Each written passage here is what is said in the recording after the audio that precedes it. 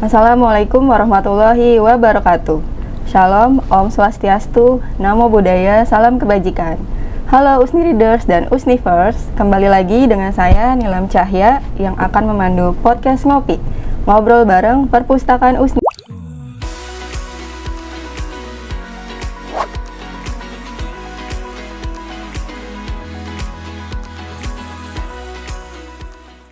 Nah, di dunia perkuliahan ini, mahasiswa terbiasa dengan beberapa fase. Ada mengerjakan tugas kuliah, lalu mereka memasuki fase praktik kerja lapangan atau magang, dan terakhir itu ada mengerjakan tugas akhir atau skripsi biasanya.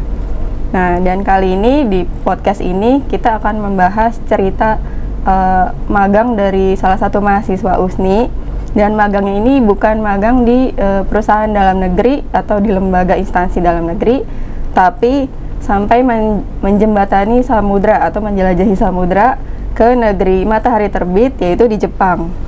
Nah, maka dari itu tema podcast hari ini adalah menjembatani samudra, cerita magang mahasiswa di Jepang dalam dunia perikanan dan kelautan. Kita kenalan dulu dengan narasumber kita hari ini, yaitu Kakak Fahmi Idris. Salam kenal Kak Fahmi. Salam. Gimana kabarnya hari ini? Alhamdulillah, luar biasa baik. Alhamdulillah. Nah, Fahmi sendiri di sini kuliahnya jurusan Prodi Aquacultur ya? Ya. Nah, itu dulu gimana sih backgroundnya dulu memilih program studi aquacultur di USNI gitu? Sedikit cerita ya Kak. Jadi pada awal 2020 tuh COVID tuh kan ya, merasa tertantang tuh. Saya kan dulu pekerja salah satu pramuniaga di minimarket gitu kan ya. Terus akhirnya saya memutuskan untuk kuliah gitu kan.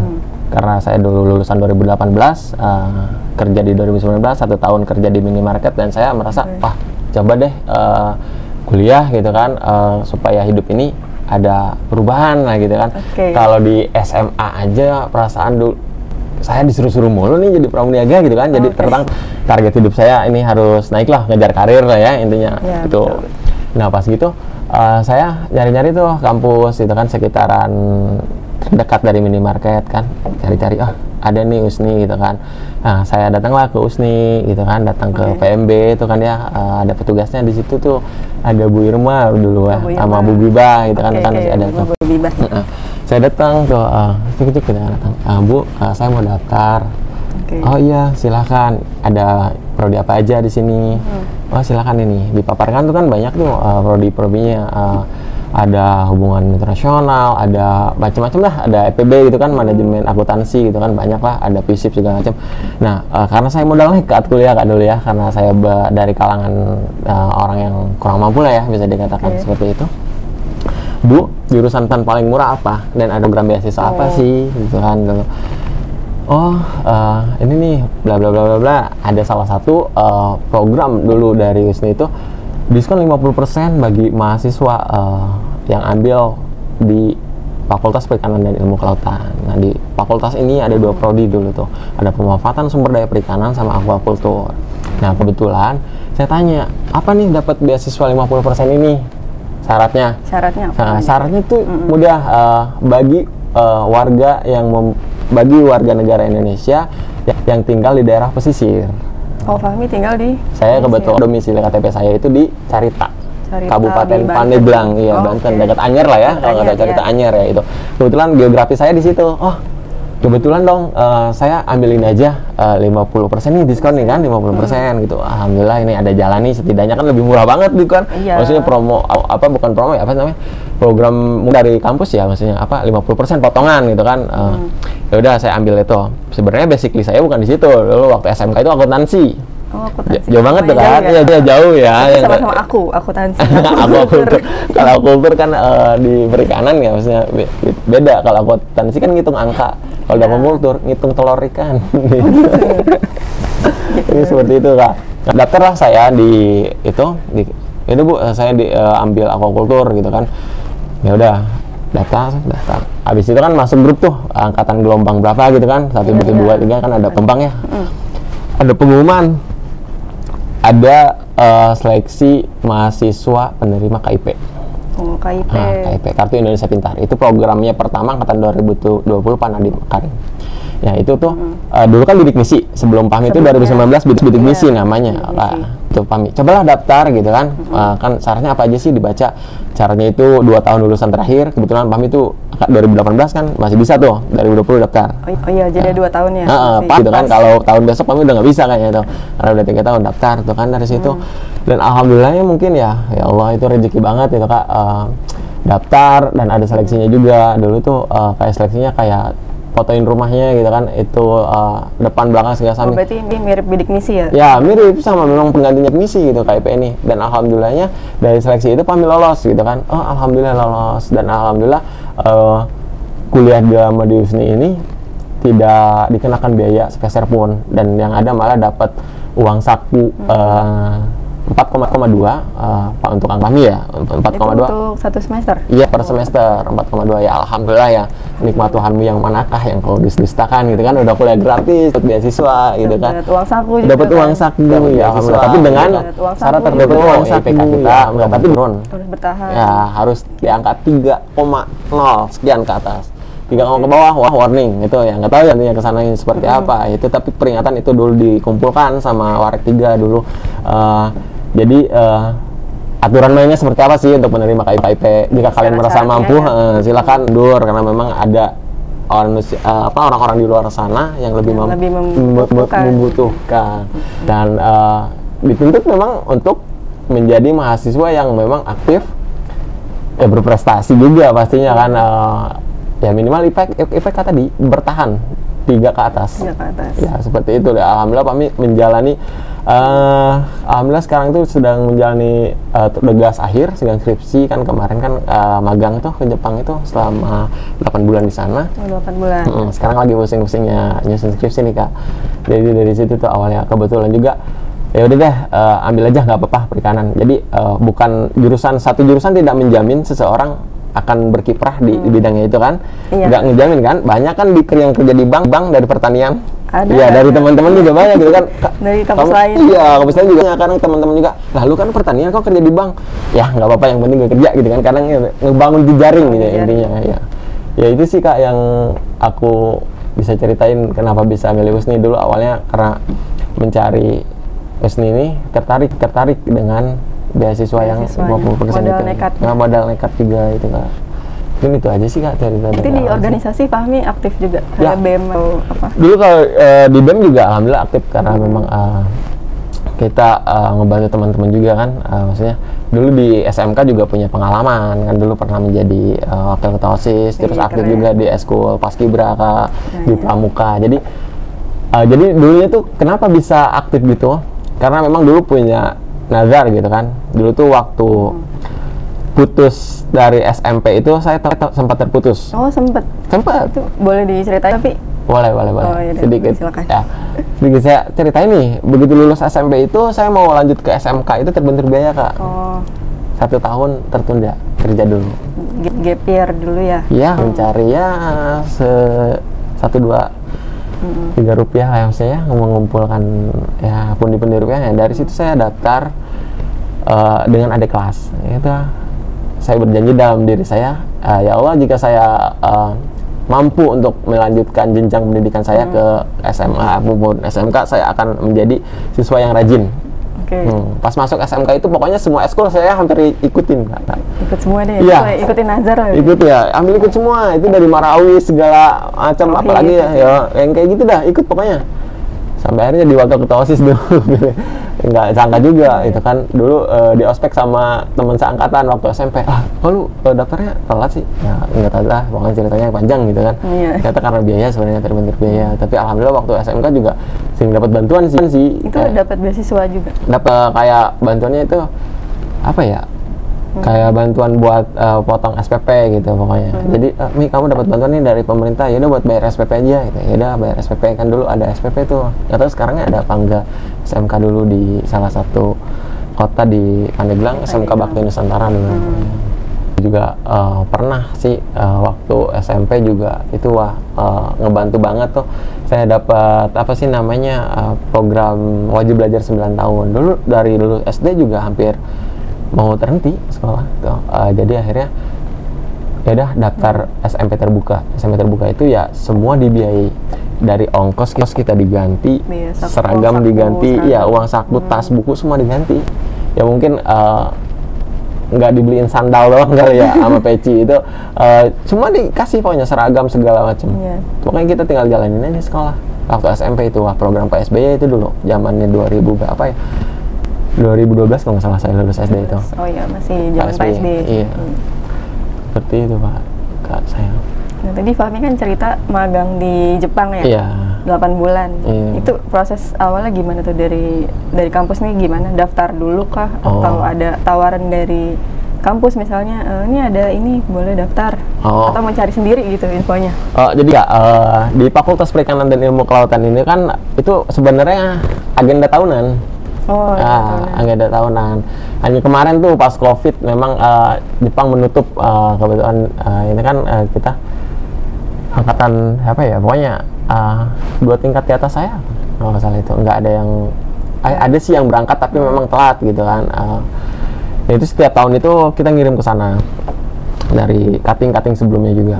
Nah diumumkan lah di fakultas itu kan ditempel tuh mading fakultas, dibuka untuk mahasiswa yang mau magang ke Jepang. Ya persyaratannya pertama ya biodata seperti itulah, seperti KTP, KTM, KK, identitas diri ya kayak layaknya kita mau ngelamar kerja aja. Tapi ada syarat kayak harus IPK berapa gitu nggak? Enggak. Oh enggak ada. Nah dari situ berkas ya, pemberkasan dulu. Kita daftar tuh, daftar. Nah nanti mungkin ada prosesnya dari fakultas kan. Nanti diumumin lagi ya untuk proses seleksinya gitu kan. Oh iya baik, sekitar 1 bulanan tuh dari situ udah nih surat izin orang tua juga ada gitu kan, pastinya itu kan karena memang ini magang bukan magang ke misalkan bukan orang biasa ya, bukan lintas provinsi misalkan kan ke Jogja ataupun kemana gitu kan. Nah, dari situ tuh udah nih pemberkasan rapi, ada tuh nanti datanglah pengumuman kembali akan diadakan seleksi misalkan H-10 hari pada tanggal sekian itu kita diumumkan, kita siap-siap tuh seleksi sama pihak taruhlah dia itu bisa disebut orang ketiga kayak agensi gitu. Kita kan dijembatani nih maksudnya sama orang Jepang yang memang kerja di Indonesia, dia itu orang Jepang, meskipun dia orang Jepang dia pasti berbahasa Indonesia. Nah jadi menjadi translator kan kita. Kita kan belum lancar banget dulu bahasa Jepangnya. Itu belajar dulu nggak bahasa Jepang? Dikasih waktu belajar. Maksudnya kalau memang di sini kan juga ada mata kuliah bahasa Jepang tuh, mata kuliah pilihan itu. Jadi kebetulan kalau Pam itu dulu waktu SMK-nya juga ada tuh bahasa Jepang. Di sekolah ya? Apa tuh, muatan lokal kalau nggak salah. Dasar-dasar lah ya. Ya dasar udah bisa lah dulu tuh. Nah dari situ tuh, nih nanti ada seleksi ya sama orang Jepangnya, tapi ini belum sama ownernya. Nanti seleksi kedua sama ownernya langsung katanya. Tapi ini nanti jawabnya pakai bahasa Indonesia aja dulu katanya, karena memang ini ada translatornya. Oh ya udah, seleksi lah di situ. Ditanya salah satunya yang menjadi pertanyaan itu memang orang Jepang ya disiplin waktu ya, kalian memang. Bagaimana jika kalian dikasih waktu istirahat itu 45 menit, sedangkan kan mereka tahu kita harus ya kan istirahat jam 12:45 jam sholat ya? Iya, jam-jam sholat. Bagaimana, apakah kalian bisa menjalankan kewajiban kalian untuk sholat, untuk makan segala macam? Bisa gitu kan. Terus bagaimana, apakah kalian bisa memasak gitu? Karena memang jatuhnya kita kesana tuh jadi anak rantau gitu. Wah benar-benar anak rantau banget kan. Iya benar. Ya gitu, pas gitu ya apa sih yang memang kita bisa, intinya dijawab jujur ya. Ya kebetulan saya juga bisa masak mah gitu kan, bikin nasi goreng nggak bisa gitu ya. Ya karena ditanya umum kan, apakah kalian bisa masak? Ya bisa, karena memang kalau misal kalian bisa masak rendang, bisa masak ini, ya baru itu kan komplek banget ya kan. Kalau ditanya apakah kalian bisa masak? Ya bisa, ya masak Indomie mah bisa kali gitu kan ya. Goreng kompornya bisa kak gitu. Bisa nyalain kompor. Ya bisa. Lagi kalau itu ditanya tentang gitu kan, apakah kalian punya apa sih namanya kalau naik perahu itu mabuk gitu kan? Oh kayak ya ini ya, mabuk laut. Mabuk laut. Iya kayak gitu kan. Tidak, kebetulan saya memang biasa nih perahu, apalagi di Indonesia kan negara kepulauan. Saya sering mancing itu di daerah tuh, dari pulau ke pulau pakai perahu mancing gitu kan. Ini rumahnya deket pesisir juga kan, udah biasa. Ya, saya dicari tuh kan, udah biasa lah bermain dengan laut itu saya. Karena memang ini katanya bekerjanya di bidang kelautan gitu kan, di budidaya kerang. Gitu. Oh, saya jawab ya bisa gitu kan. Terus apalagi, apakah kalian bisa disiplin di sana gitu kan? Karena memang ya saya siap bisa gitu kan. Ini nggak boleh main-main di sana, ibaratnya tujuan kalian ke sana bukan holiday. Tujuan ke sana itu untuk mencari ilmu ya, berkarya sembari bekerja gitu kan. Kita belajar yang memang yang tidak saya temukan di Indonesia gitu. Di sana kan. Kayak gitu Kak. Jadi kira-kira apa yang nggak bisa ditemuin di Indonesia tapi di sana dapat? Bisa ditemuin. Satu pengalaman yang nggak bisa saya temuin nih. Kebetulan kemarin saya kena musibah, dompet saya hilang, jatuh di jalan. Enggak di sini. Oh, di sini. Kebetulan di sini. Oke. Dan saya tuh udah mikir 90% nggak balik. Yeah. 10%-nya ada di tangan Tuhan balik. Kalau memang ketemu orang baik. Yeah. Ya. Saya teringat waktu di sana berjalannya 4 bulan, dompet senior saya hilang. Kan di sana ada pekerja orang Indonesia. Oh, ada juga ya berarti? Ada pekerja Indonesia di sana 5 orang di perusahaan tersebut. Dia lapor sama anak bos, dompet saya hilang. Ya udah yuk ke kantor polisi gitu kan. Ke kantor polisi bikin laporan itu kan. Besoknya polisi ke perusahaan, dompet udah ada yang nemuin, tolong datang ke kantor. Hebat. Itu nggak saya gitu. Itu tolong dicek isinya berkurang apa tidak, dicek tuh. Padahal kalau memang secara uang isinya cuma 10.000 yen, kalau setara dengan 1 juta lah kurang lebih ya. Yeah. Secara uang kata dia nggak jadi masalah, ini loh identitasnya yang penting. Sama sih juga yang hilang kemarin tuh, ya Allah, cuma uangnya cuma 200.000 di dompet cuma yang STNK, SIM, KTP. Itu proses itu loh ya Kak. Saya terpikir ya Allah, kalau saya tinggal di negara matahari terbit mungkin saya santai, tapi di sini saya gelisah. Kan telepon orang tua juga, wah Pak dompet hilang. Ya gimana ceritanya? Bawa motor dari kampus ke kosan, padahal di kampus ke kosan, pas sampai kosan lah dompet jatuh gitu kan. Di mana nih? Ya udah, tunggulah 2 hari 3 hari, kalau nggak ada sempat lapor security sini juga kan, karena di situ ada KTM. Kalau ngelihat KTP mungkin jauh Banten ya. Kalau itu ada KTM, ada kartu perpus juga, gitu kan di situ punya. Kalau orang mah ya mungkin ya tadi 90%-nya udah nggak usah ini di Indonesia. Itu bedanya tadi berarti dari sisi kemanusiaan ya? Ya dari kejujuran. Jujur gitu kan, kalau ketemu orang Jepang itu ya benar-benar itu yang bisa kami ambil gitu. Selain itu ada lagi nggak yang bisa diambil gitu, yang beda gitu? Yang beda? Mungkin dari budaya kerja di sana gitu, sama di sini. Budaya kerja nih, pertama di sana tuh kerjanya itu, kalau di kita mungkin masuk kerja jam 7, absensi kan. Saya juga pernah bekerja kan di salah satu punya pengalaman di minimarket tadi yang jadi pramuniaga ya. Masuk jam 7. Ya kita mungkin telat-telat 5 menit masih toleransi lah sama teman, sama atasan kan. Bisa. Tapi kalau di sana tidak ada toleransi. Di sana tuh langsung dipelototin, nggak boleh. Tapi alhamdulillah selama megang di sana saya belum pernah telat, karena memang udah siap tuh. Kayak ibaratnya jarak dari perusahaan ke apa ya namanya, Pato namanya, ke rumah ya, ke MS gitu ya, ke MS itu jaraknya mengayuh sepeda 10 menit. Oh, bisa dijangkau sepeda ya? Iya, pakai sepeda. Memang kita dikasih sepeda sama di sana, inventaris. Kita kasih sepeda, ini pakai sepeda. Nah, jaraknya 10 menit lah ke perusahaan. Nah, itu kalau kita masuk jam 7, jam 6.30 kita udah berangkat. Ada jeda waktu 30 menit, perjalanan 10 menit. Masih ada 20 menit. 20 menit. Ya, orang-orang Jepang sana pun udah pada datang. Nah, 15 menit sebelum bunyi bel. Jadi sana tuh ada kayak sekolah lah kerjanya. Jadi ada bel ding dong itu tanda masuk kerja. Itu sebenarnya mereka itu yang di dalam udah pada duduk, udah ready nih. Udah ngadepin meja kerja.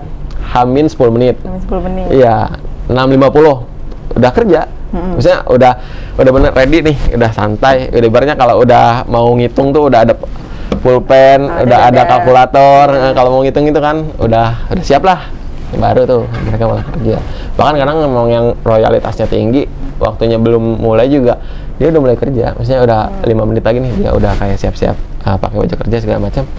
5 menit lagi sebenarnya kan. Jadi di sana tuh setiap pojok ada jam loh Kak. untuk ya. apa ya, reminder kali ya? Ya pokoknya saya heran nih, contoh nih ruangan kerja kayak gini nih, 1, 2, 3, 4 itu ada jam. Ya memang karena disiplin waktu ya. Masya Allah, saya juga berpikir, oh ini di setiap pojok ada jam. Ya saya paham sih, memang sih karena memang kebanyakan di sana tuh benar-benar menghargai waktu banget. Kalau pulang juga? Kalau pulang juga time. On time. Ada yang lebihin nggak? Ya, lebih mereka dihitung lembur, sekalipun itu 15 menit.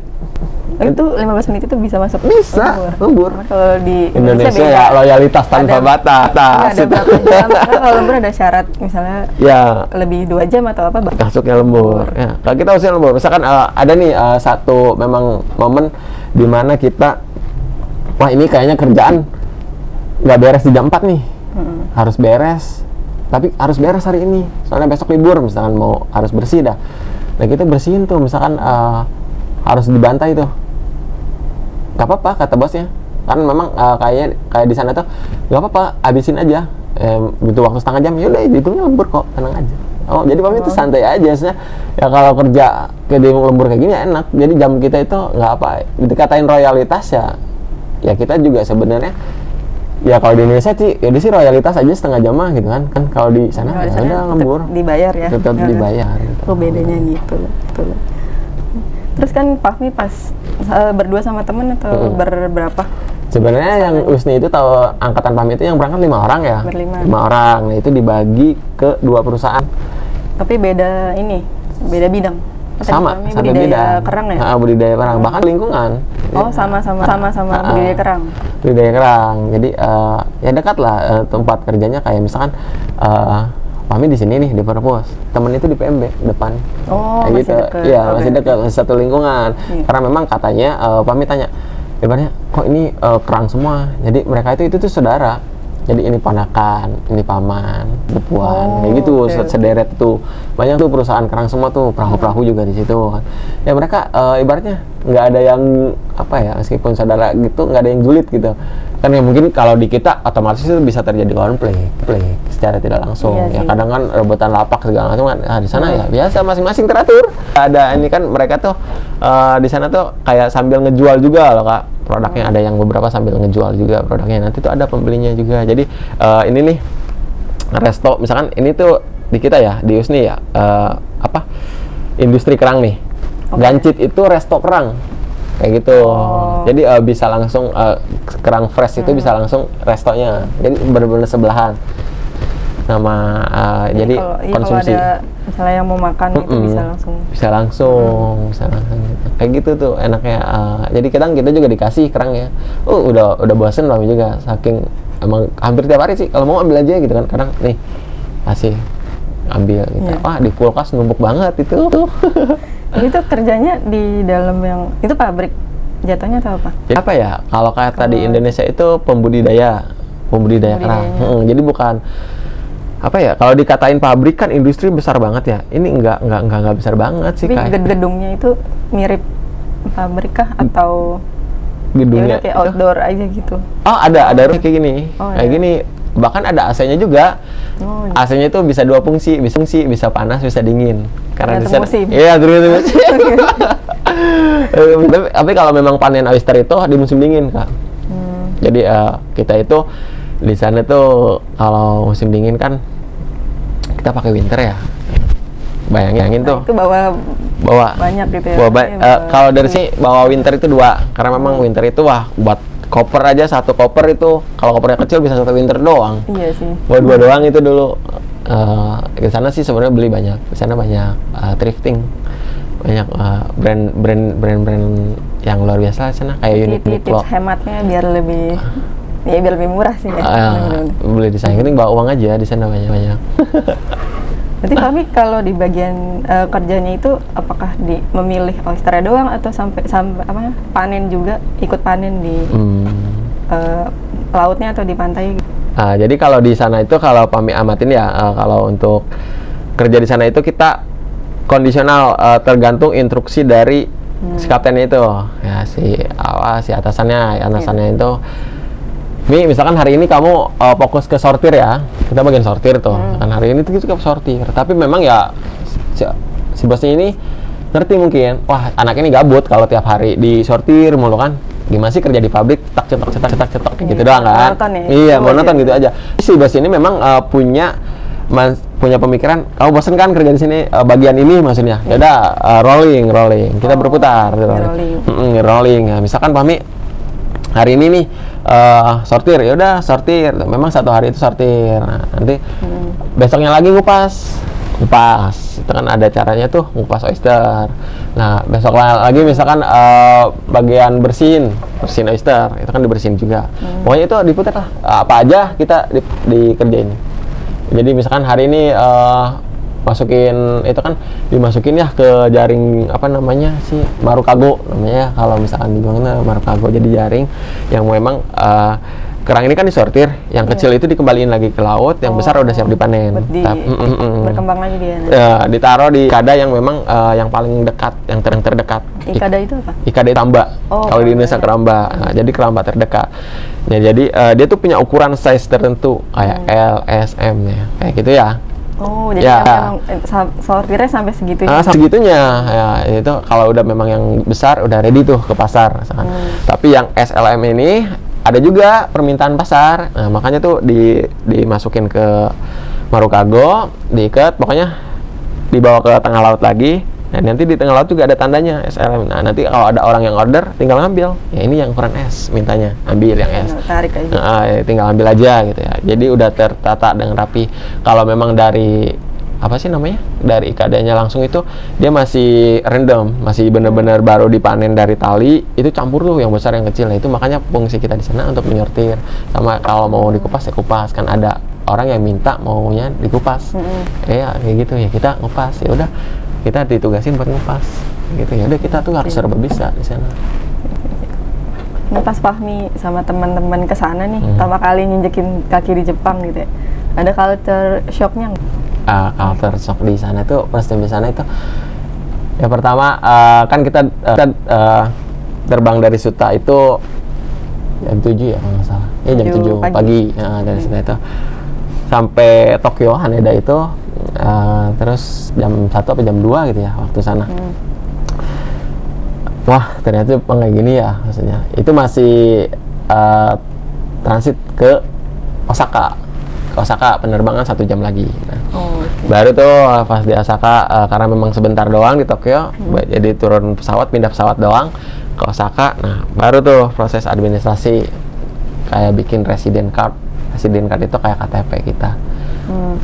Kayaknya bikin resident card, lihat paspor, periksa kayak bea cukai lah kalau kita ya. Periksa macam segala macam. Nah Fahmi ke toilet tuh, nanyain kan toilet di mana gitu. Oh sebelah sana. Pas ke toiletnya tuh kan bingung tuh. Oh yang ini bukan sih yang banyak tombolnya? Ya pokoknya dia banyak tombolnya. Kita ajarin tuh. Tapi memang kita sebelum ke sana sudah tanya-tanya tuh ke senior yang sebelumnya udah pulang gitu kan, kita sharing juga biar nggak ngangong-ngangong banget di sana. Lihat tuh di sana itu hal tersok itu tisunya itu harus dibuang ke toilet itu, jadi nggak ada tong sampah. Jadi kan kalau kita kan di toilet ada tong sampah. Tisu banget sih itu, memang sudah terbuat dari bahan apa gitu ya, mereka bisa terurai di air itu. Wah pertama tuh kalau tersoknya yang itu, oh kayak gini, ya udah kita harus bisa beradaptasi gitu kan. Nah habis itu di lift nih, di eskalator. Orang Jepang, kalau kita kan di lift nih kayak di mall, di Gansit, itu kayak orang pacaran nih misalkan, kanan kiri. Ini kan lift penuh nih, otomatis nggak bisa kita mendahuluin kan, nggak enak kalau itu kita bermisi nyerobot, nggak enak. Kalau di Jepang itu kalau mau duluan silakan di kanan, itu wajib jalan kalau ada di sebelah kanan. Yang mau diam itu di sebelah kiri, itu di eskalator. Jadi tertib tuh. Sama sebenarnya di kita KRL itu di KRL, tapi kebanyakan kalau di mall-mall enggak kan? Maksudnya iya, aturan kayak gitu. Karena kalau di sana mau di mall-mall, mau di mana, pokoknya setiap menuju eskalator enak. Jadi kalau mau buru-buru, monggo sebelah kanan wajib melangkah, lari kayak gedung-gedung terserah, itu karena memang jalurnya untuk berjalan. Kalau sebelah kiri itu, wah, kami juga awalnya tuh kayak, oh ternyata kayak gini, gitu kan. Jadi belajar tuh culture di sana, oh kayak gini gitu loh. Memang enak sih kalau kita buru-buru, kita ambil jalur kanan. Gitu. Kan kalau di kita di mall pengen buru-buru kan, ada orang lagi duaan lagi gitu kanan kiri nggak enak kan yang kita udah gitu. Kalau di sana tuh kayak gitu. Terus pas begitu datang ke sana tuh kan dijemput tuh sama bosnya langsung. Kan dijemput tuh sama ownernya. sama ownernya langsung. Pas itu ngerokok nggak katanya? Nggak kan, saya kebetulan teman satu saya ngerokok itu nggak boleh. Kalau kita kan di asbak tuh apa namanya ya apa abunya itu kan kalau di Indonesia mungkin kalau masih nyala itu kayak slow, tapi kalau di sana tuh nggak boleh, bener-bener di asbak tuh harus bener-bener mati. Dimatiin. Bener-bener mati. Pernah tuh satu kejadian di perusahaan tuh masih nyala tuh, ada senior gitu kan, karyawannya ya, alhamdulillah bukan dari anak magang, itu dimarahin Kak, itu matanya tuh melotot, bahaya ya, abuna ini kalau yang itu matiin. Oh iya, mungkin takut memicu kebakaran ya? Itu hasil aja diperhatiin. Iya, apalagi di Indonesia tuh banyak kan yang bawa motor ya sembarangan aja sih ya intinya ya tahu sendiri nggak boleh itu, maksudnya ya ini loh pelajaran yang kita dapat gitu, apa hal kecil aja bener-bener itu tuh. Terus ada jadwal pembuangan sampah.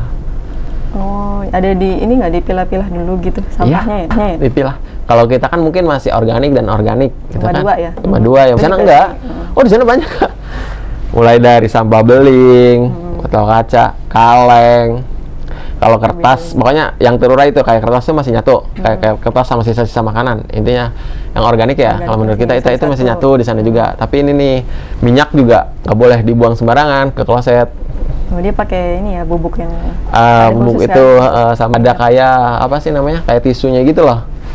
Tisunya intinya nggak boleh ngebuang minyak di lantah sembarangan. Itu benar-benar diperhatikan di sana. Oh iya, terus ada penjadwalannya hari Senin buang botol plastik, hari Selasa botol yang kaleng gitu. Terjadwal. Berarti nggak bisa satu hari langsung? Enggak, itu dijadwal. Jadi tukang sampah, mobil sampahnya pun nggak ada yang bau kalau lewat. Kayak mobil anak-anak, ada musiknya, ding dong gitu kan. Tukang sampahnya juga enjoy, kerjanya supirnya doang sendiri. Kalau di kita kan mungkin mobil sampah kan minimal berdua. Harus ngangkut sampah. Kecium aroma kurang enak lagi. Dari jauh udah. Iya, udah kecium. Kalau di sana mah sekalipun itu pos sampah, ya no problem, nggak ada bau. Karena udah teratur ini. Udah teratur. Benar. Nggak ada yang bau. Kalau soal makanan kan makanan halal gitu kan, karena kami kan muslim. Di sana gampang nggak? Gampang-gampang susah ya. Tapi kalau misalkan kita tahu kanji kan ada kanji babi tuh, botaniku. Kita sekarang kan gampang sih, ada smartphone ya bisa di. Nah, ada bisa translatean. Kita tahu kan makanan. Tapi halal itu banyak kok. Makanan bahkan kalau di Osaka nih, kita main kalau ke Osaka. Makanan Padang juga ada. Oh iya, ada yang jual. Ada yang jual, tapi dengan harga yang 10 kali lipat Indonesia. Iya lumayan kalau dirupiahin 150.000 satu porsi. Kalau di Indonesia bisa traktir 10 orang. 10 orang. Nah, kalau tadi kan Fahmi proses dari pendaftaran magangnya itu biaya untuk kehidupan di sana, transportasi, akomodasi, biaya sehari-hari itu ditanggung dari sendiri atau dari USNI atau dari kerjasama itu? Jadi alhamdulillahnya tuh kita tuh nggak modal dulu ya. Jadi kita itu terbang dulu ke sana. Kita kan di sana dapat gaji, alhamdulillah gitu kan. Dapat gaji di sana yang lumayan ya 2 digit ya karena kalau di rupiah ini ya alhamdulillah 2 digit ya kalau dirupiahkan. Nah nanti di sana tuh kita kan kena potongan tuh, kita dipotong. Maksudnya ya karena proses tadi kita kan terbang nggak gratis itu, dipotong tuh sekitar ya 4 juta kalau dirupiahin selama 5 kali. Nah itu tuh ya sisanya ya lumayan ya, misalkan 1 bulan gaji saya di yang kali 15 misalkan, potong 4 kan masih ada 11 tuh kan. Kita cukup lah buat hidup di sana, bahkan buat nabung.